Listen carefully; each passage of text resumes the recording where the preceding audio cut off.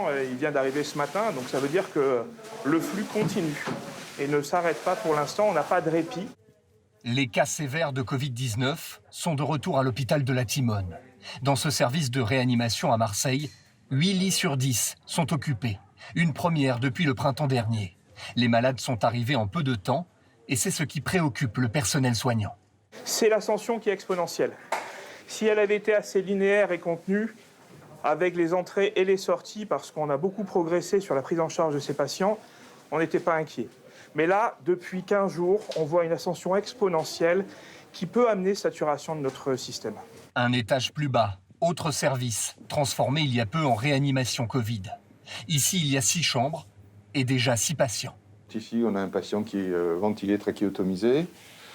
Ici, un patient qui est sous oxynothérapie haut débit, plus... Les mêmes formes graves qu'il y a 6 mois. Le chef du service craint de ne plus pouvoir faire face rapidement si l'afflux de patients vient à se confirmer. On essaiera, si on peut le faire, d'augmenter la capacité, mais ça aura une limite, c'est une évidence. Dans les Bouches-du-Rhône, les 80 lits de réanimation dédiés aux malades du Covid sont presque tous occupés. Pour l'heure, les hôpitaux peuvent encore gérer et s'organiser pour augmenter leur capacité d'accueil. Mais contrairement à la première vague de mars et avril, l'activité hors Covid est forte et la marge de manœuvre plus réduite. Les gens ne sont plus confinés, donc il y a des accidents de voiture, des accidents de moto.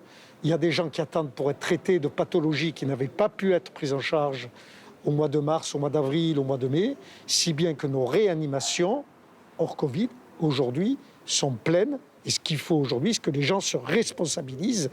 Plusieurs professeurs de la Timone appellent plus que jamais la population à respecter les gestes barrières, le port du masque et la distanciation, pour éviter une deuxième vague et l'engorgement des services.